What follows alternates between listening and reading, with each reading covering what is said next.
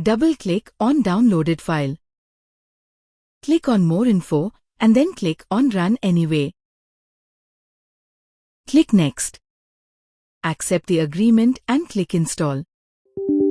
Wait for some time. Here USB is already selected. Click on drop-down and select PosBox Printer. Click on Install.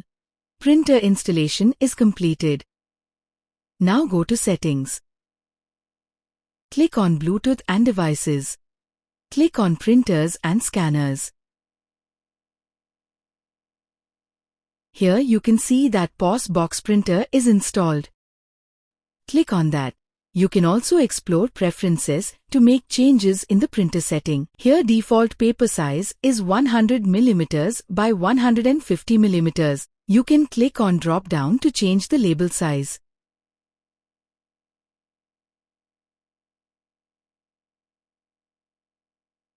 In Print option, you can change speed and darkness of the printer. Maximum speed should be 150 mm per second.